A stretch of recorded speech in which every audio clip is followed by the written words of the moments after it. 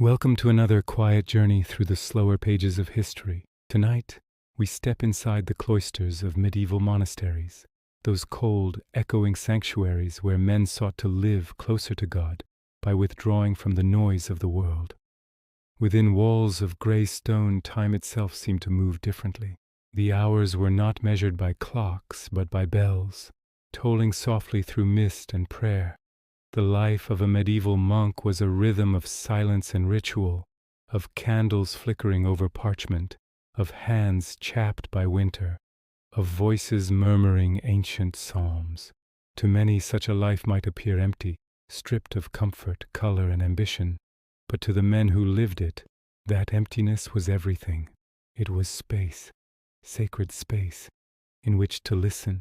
As you settle in and close your eyes, imagine the stillness of a monastery before dawn, the faint scent of wax and incense, the chill of unheated stone beneath bare feet, and the slow, steady rhythm of devotion that shaped their days and their lives. Let's begin with the rhythm of those bells. Imagine it is still dark outside, perhaps the third hour before dawn. A single bell rings through the courtyard. Its tone is not sharp or hurried, but full and patient, echoing off cloister walls that have heard it thousands of times before. The monks rise from narrow wooden beds. The straw beneath them rustles softly as they dress in thick woolen habits, coarse fabric, heavy with damp from the night air. No one speaks.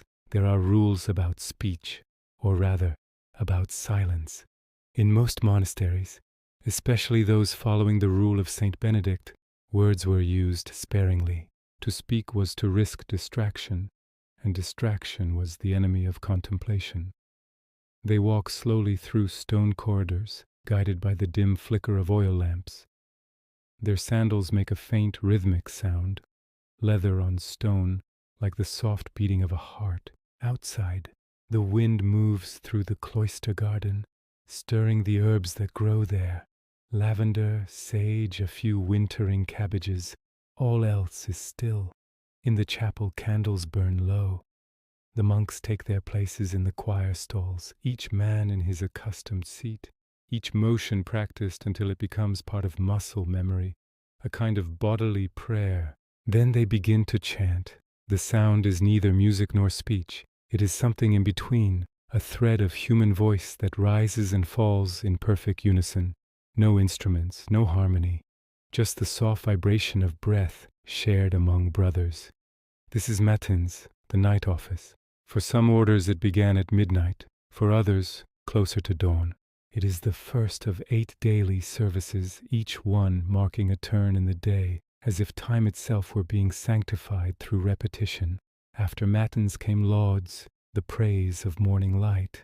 Then, after a faint meal of bread or thin gruel, the hours continued.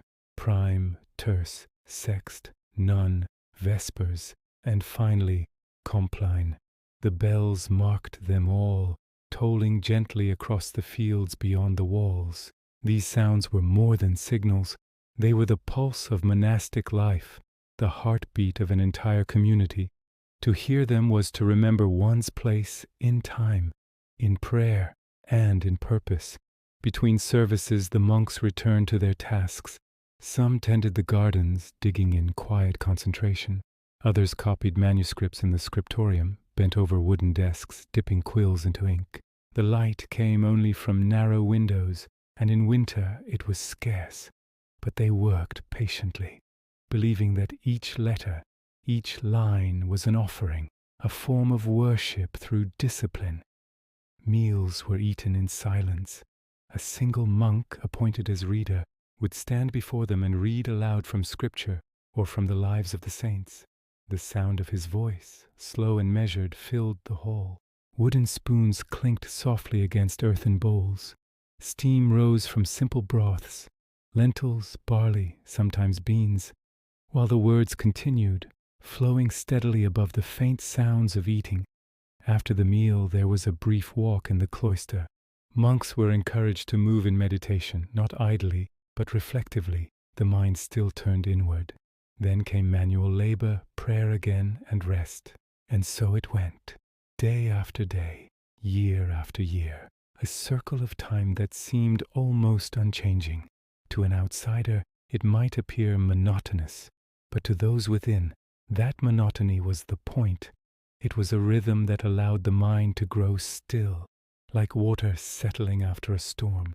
There were seasons, of course, the long gray winters when breath hung in the air, and the brief bright summers when the gardens bloomed and bees hummed softly among the flowers. But even then the structure remained. The bell always called, and the monks always answered. Imagine that now, the faint echo of a bell in the distance, marking the next hour of prayer. The day continues unhurried, one life blending into another, all bound by obedience and devotion. Their possessions were few: a habit, a cowl, a wooden cross, perhaps a simple knife or a prayer book. In giving up the world, they believed they had gained eternity. Every act, however small, was meant to bring them closer to peace, even sweeping the cloister floor, or tending to the chickens, or lighting a candle before dawn. And so, beneath those vaulted roofs and cold stones, peace was not found in comfort, but in repetition, in the surrender to a life of rules and rhythm, the quiet heartbeat of devotion that lasted through centuries. And from that rhythm, from that ordered stillness, came one of the most influential figures in Christian history, the man who gave structure to this way of life, Saint Benedict of Nursia.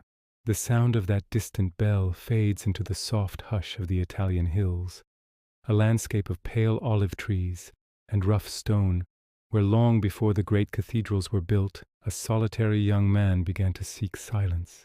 Imagine, if you will, the early 6th century. The Roman Empire, once the greatest power on earth, had fractured. Cities that had bustled with trade and politics now lay in quiet decline. Roads crumbled, libraries faded, even the aqueducts, those veins of stone that once carried life to every corner, had begun to fall into ruin. It was in this twilight of an empire that Benedict of Nursia was born, around the year 480 in the hills of central Italy, in a world that seemed to be losing its order.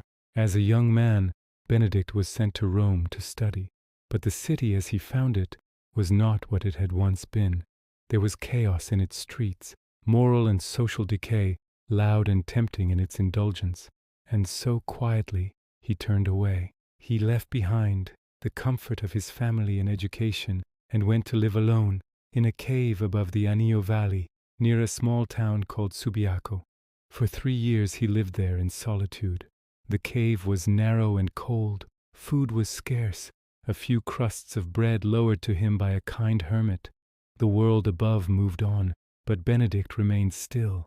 He prayed, he meditated, he learned the meaning of endurance, not through suffering imposed by others, but through the quiet challenge of remaining faithful in silence. In that cave he found something he could not find in Rome, a rhythm of peace born from discipline, and word of it began to spread. Others came, men who wished to live as he did, not in luxury or comfort, but in simplicity and devotion. Benedict gathered them into small communities, each guided by a single principle: obedientia, obedience. Over time he would write down a set of rules to guide this life. They were not lofty or abstract, but practical, written with the steady hand of someone who understood both the weakness and the strength of the human soul. He called it the Rule of Saint Benedict. The rule was simple and yet profound. It was built on 3 vows: stability, conversion of life, and obedience. To remain, to root oneself in one place, in one community, for life. To continually turn away from distraction, seeking transformation through faith. And to obey, not just superiors, but the rhythm of the hours, the discipline of the day. Benedict understood that true devotion was not found in grand gestures or miracles, but in constancy. He wrote, "Always we begin again." Each dawn was a chance to return to the work of prayer and humility. His communities flourished, quiet pockets of order in a chaotic world. The monasteries he founded became places of learning, of charity, of refuge. They fed the hungry, taught the unlearned, copied the texts of ancient wisdom, and tended to the sick. And in doing so, They preserved the remnants of civilization through the darkness of the early medieval centuries. Imagine Benedict now, older, quiet, and deliberate. He walks through the cloister garden, the scent of rosemary in the air. He stops to bless a brother working in the fields, his words simple and kind. His face is lined, his eyes calm. He is not famous, not yet, but his influence already ripples quietly through every monastery that follows his rule. Even now, centuries later, the rule of Saint Benedict begins not with threats or commands, but with an invitation. Listen, my son, to the Master's instructions and attend to them with the ear of your heart. That phrase, the ear of your heart, captures the essence of Benedict's vision. It is not about hearing the world outside, but the world within, to listen deeply, quietly, to what patience and humility can reveal. Under Benedict's guidance, the monastic life became not an escape from the world, but a quiet reconstruction of it, stone by stone, prayer by prayer, day after day. His followers spread across Europe. They built abbeys on hilltops and valleys, in forests and fields. They drained swamps, cultivated land, opened schools, and kept the written word alive. From Ireland to Germany, from Italy to England, the Benedictine order carried the memory of a lost civilization and, unknowingly, laid the foundations for the next one. And yet, despite all this influence, Benedict's legacy is not one of noise or glory. It is one of stillness. He lived and died in quiet obscurity, around the year 547, likely in his monastery at Monte Cassino, the house he founded upon a rocky hill that would one day become the cradle of Western monasticism. According to legend, he sensed his death approaching. He asked his brothers to bring him to the chapel where he stood upright, arms raised in prayer. And as the final psalm was sung, he passed away, peacefully as he had lived, surrounded by silence. Pause, faint sound of a turning page or distant chant. From Benedict's life flowed 1,000 others, men who would follow his path, his rules, his rhythm, and among them a few who left behind something extraordinary, the written traces of their quiet minds, hidden in manuscripts, buried in libraries, waiting for rediscovery centuries later. Now let us travel deeper, into the dim light of the scriptorium, where ink and prayer met on fragile parchment. The sound of the bells fades again, replaced by a softer rhythm, the quiet scratch of quills across parchment. We are now inside the scriptorium, the beating heart of a medieval monastery. The word itself comes from Latin, scriptorium meaning simply a place for writing. But it was so much more than that. It was a chamber of devotion, where ink, light, and silence combined into a kind of sacred labor. Imagine the room. The air is cool, faintly scented with wax, old parchment, and damp stone. Narrow windows let in thin, slanting beams of daylight, illuminating floating dust motes that shimmer like drifting snow. Each monk sits at a wooden desk, slightly tilted, to ease the strain on his back and eyes. A sheet of vellum lies before him, animal skin stretched and scraped until it's smooth, pale, and faintly translucent. He dips his quill, often made from the feather of a goose or swan, into ink made from oak galls, iron salts, and a dash of wine. The ink is dark and dense, almost black when fresh, fading to a deep brown over centuries. Each letter is formed slowly, reverently. There is no haste, no flourish. Each stroke is a meditation, each page a prayer. They copied not only the Bible, but works of philosophy, medicine, astronomy, and poetry. The wisdom of Greece and Rome, preserved quietly in ink by men who rarely spoke aloud. It was patient, painstaking work. Sometimes a single manuscript could take months, even years to complete. The quill wore down. The ink ran dry. The light shifted from morning to dusk, and still the hand moved steadily. To keep their minds focused, monks sometimes whispered the words as they wrote, not loudly but softly like the breath of the text itself. The sound was faint, rhythmic, and comforting, a pulse of language in a world of silence. But the scriptorium was not without small human touches, hints that even within this world of strict devotion, individual voices survived. Hidden in the margins of ancient manuscripts, historians have found notes, tiny scribbles, faint and easily missed. One monk, weary from long hours, wrote simply, "My hand is tired." Another, on a cold winter's day, wrote, "Oh, my fingers are numb." And another, perhaps smiling as he wrote, "Thank God it will soon be dark." There are doodles, too, small sketches of faces, animals, or vines curling through the letters. A few are even playful, a cat chasing a mouse, or a monk asleep at his desk. These small fragments reveal something the official rule of the monastery could not erase, that even in silence humanity persisted. Occasionally, beneath the ink of a holy text, another layer would be found. This is called a palimpsest. Parchment was incredibly costly, and so old manuscripts were sometimes scraped clean and reused. But centuries later, under the right light, the faint ghosts of earlier writing reappear, the hidden thoughts of long-dead monks resurfacing through time.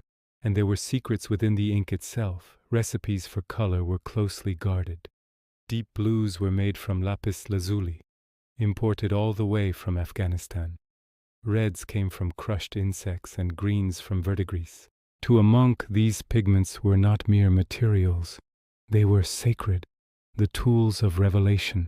The creation of a page was a small act of resurrection.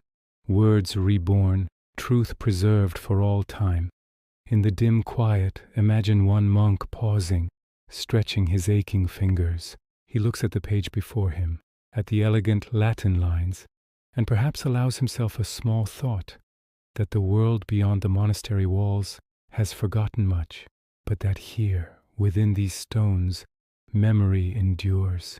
Because the monasteries were not only houses of prayer, they were vaults of knowledge, slow, deliberate machines of preservation. When war burned cities, when plague emptied towns, the monks kept writing. In their silence, they saved voices that would otherwise have been lost forever. Centuries later, archaeologists and scholars would uncover these manuscripts, buried, forgotten, or sealed away in chests. They found not just the great works of theology, but personal letters, accounts of weather, records of harvests, and even jokes. One Irish monk, writing in the margin of a 9th century manuscript, left a small poem to his cat, Pangurban. "I and Pangurban, my cat, 'tis a like task we are at. Hunting mice is his delight, hunting words I sit all night. It is a whisper from another world, one that feels tender and strangely modern, a glimpse of warmth in a cold age." So many of these writings lay silent for hundreds of years. Some were rediscovered only through the faintest traces of ink, revealed by ultraviolet light. Others were found tucked between the pages of later books, or used as lining for the covers of newer volumes. Each rediscovery feels like a conversation resumed after centuries of quiet. And in those faint margins, in those patient letters, we hear again the hum of the scriptorium, the same rhythm of breath and ink that once filled those cloisters long ago. Yet not all in the monastery was austerity, for though they lived by vows of poverty and restraint, the monastic world had its moments of surprising abundance, feasts that tested the balance between devotion and indulgence.